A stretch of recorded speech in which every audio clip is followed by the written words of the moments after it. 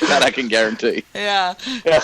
He's going to want to share it with you. I mean, it's just really good mead. But the point being that you can charge a lot for a super fine mead and get away with it because it's super fine. And as long as especially if it's a super small batch, then all the more reason. It's being done all over the States right now. There are a number. The whole white series from Superstition, it's $95 a bottle. Wow. Yeah. So we look at what happens in the States with the whole mead industry, and it used to be the craft beer industry before I was into mead. You'd look at it and go, okay, we're anywhere between 5 and 8 years behind to see the same thing in Australia. So by looking at that, I need to think, okay, I need to have something to release in about 5 years that we can have people lining up down the street for, because that's when the craze or the intensity will actually come through into Australia with it. Yeah. All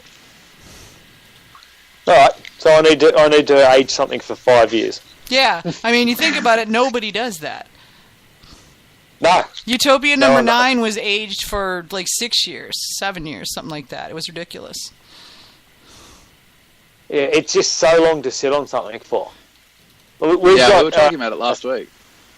Yeah. That nobody sits on nobody ages stuff at home. Nobody runs a cellar anymore. So you're expecting what you sell to sorry, not many. It's as low as 5%. And so you're expecting what you sell to be drunk immediately. So if you were to hang on to it for a year or 2 years, you could dramatically increase that price if you could handle the cash flow. Yeah, that's correct. And it's being able to divert the little bit of funds you need to get the batches down and the barrels and everything else and the space. It's doable, and it's something to aspire to, because barrels stack pretty easy. It's just being able to leave them alone and top them up every year. But I was going to say, I make a big point of telling all the mead makers and the brewers on our Facebook pages to, if you're a home mead maker, it's as easy as putting 4 bottles away for the next, we have 4 different boxes labelled for the next 4 years, and 1 bottle goes into every box. So that way, as we do at the moment, 1st of January, we open all our boxes for, say, next year for 2018. We'll pull out 60 or 70 bottles of mead that are aged anywhere up to 4 or 5 years, or could be longer, because if you got doubles, you just put it back into the 4 years time or whatever. And you've got all these aged meads to drink throughout the year and to see how they're progressing. I think it's one of the best ways of doing it, and seeing how your meads age themselves. Yeah, I agree. I've got 15-year-old bottles of Pyment downstairs from the last time I did a Pyment, and I've got, I think, 4-liter bottles left. And I've been sitting on them, and I got to taste it and see if it's any good. And if it's up to snuff, I'm going to bring it with me to the Mazer Cup, because I can't imagine anyone else I'd rather share it with. I'll save 1 bottle to try to smuggle to Australia with me if it's good enough. But I'm not sure how much I can smuggle to Australia. I'll have to look into that. It's not smuggling. It's bringing back. So, I mean, we had bottles sending out to yourself and to Chris Webber and guys who have really helped out the Australian mead makers get turned back at American Customs because they were alcohol, and we didn't have an importer for them, and these were just gifts. So you're better off bringing back a whole heap of gifts for people, and paying the excise or whatever just to get into the country. Yeah, I expect I'll have a list of people. Yeah. Seeing as I'm going to be visiting, how many meaderies are we visiting, Haim? All of them. All of them. Except for Western Australia. Except Western Australia, yeah. Because that would take like days. Yeah. It's going to be hard. It's going to be hard enough to fit the Eastern Australia meaderies in. And there's a couple actually started up since that thread's come through. have released their first batches. All right, cool. We got a bottle we got the very first bottle from Paxton Meads, out of New England area in New South Wales, which was a nice local honey traditional. Yeah. I was stoked to get the very first bottle from him, and the rest got snapped up by a local bottle shop. Dude, see if you can snap up another bottle. It's gone. The bottle shop took the rest until the next release. Oh my gosh! So that's sitting in our fridge. We enjoyed part of that last night. We actually did the sensory training on it because we've got a group going through to do the BJCP Mead course at the moment to do the exam the end of this month, and I was using that to do the sensory evaluation on, because it's a completely unknown mead to me. Nice. And they're getting a bit rare, completely unknown Australian meads at the moment. We tend to buy in from whoever can make them, because we're just, what are you up to? What are you doing? Yeah. So what's on the market? Just on that, I always get questions like all the time from winemakers and wine judges on how to judge a mead, especially when branching into the braggot style. What advice might you have for wine judges on assessing a mead? In the braggot styles, realistically, you need to be able to reference the style of beer that they're basing it on. It is one of my biggest bugbears with the BJCP setup, is that it could be high, it could be low, it could be aggressive, it could be mild. It's up and everything could be this and could be that. It makes it very hard to judge or to assess a mead.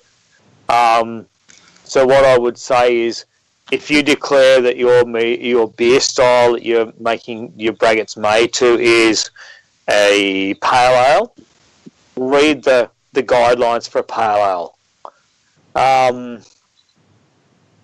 That's going to give you where the brewer was aiming to go with his beer, and then adding the mead on top of that. And I can't stress enough for entrants into people who are putting entries into competitions. Put information for the judges to use. What's the sweetness? What's the alcohol content? What's the carbonation? What honey did you use? What spices did you use? Without that information, it makes it very hard for a judge to assess it against another mead, because he doesn't know where you're aiming. He can't read your mind. He can't see what your thoughts were for the process. All he can do is judge on what or they can judge on what they're tasting. So, if I'm judging a mead and I'm tasting citrus, and I know it's orange blossom, but it doesn't declare in the traditional that it's orange blossom honey, then how am I to give it its best marks if you don't say, yes, we used orange blossom, and you should be seeing citrus in it? Whereas you're tasting a traditional that's got citrus overtones. We can assume it's from the honey, but you're not going to get your best marks from that. So, judge-wise, try to get the information. Look, the BJCP guidelines are on the web, easily accessible. Have a look, see what the beer style is. Have a quick read of it. Go back. Does it meet that criteria? Yes, it does. No, it doesn't. You're not going to be able to know attenuation levels. You're not going to be able to know bitterness levels, but you're going to be able to taste. Okay, am I getting the bitterness from the hops? Is this overly sweet, overly dry, astringent? You're going to be able to find all of those things. And use the tools that are available. Yeah, the worst thing when judging is to have a judge turn to me and say, does this have X in it, or does this have hops in it? And well, I don't know. It doesn't say. Yeah. So that is definitely the one of the big problems. One of the other questions I get quite often is typically in a wine competition, you'll taste and spit. Is it required to swallow and taste when tasting a braggot for judging purposes? I don't believe it's required, but there are some aftertaste and some really back palate tastes and impressions that you can't get if you spit. It makes it really interesting. I was judging the nationals, the national Australian homebrew competition last year down in Adelaide, and we had something like 15 entries that were all over 13% before 11 o'clock in the morning. It made for a very interesting afternoon. But you probably should spit, but it seems wrong.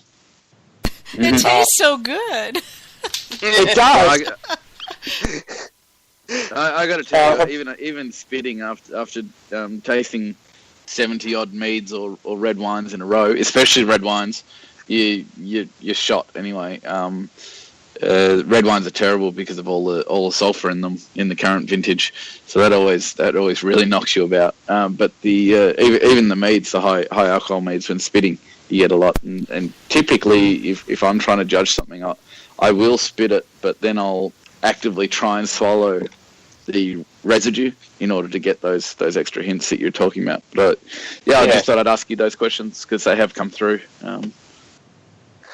Yeah, it's an interesting one. Look, and all I can say is make sure you've got a designated driver. Yeah. But yeah, it's not something traditionally done in the beer judging, and in Australia, predominantly meads are judged with beers and ciders rather than wines. Particularly in the big national competitions and state competitions. I know Eltham is the exception to that rule. You guys have a huge mead category. Yeah. Speaking of which, are you coming down this year? No, I haven't put entries in. Look, I know. As I said, I'm lucky to actually be head above water at the moment with the house move and everything else.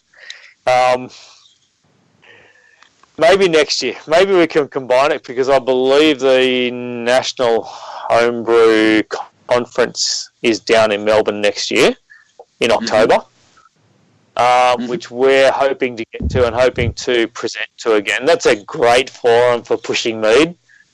Last year we were able to do a discussion on Australian meads, and I got together with Sean Johnson from Erosion Meadery in Western Australia.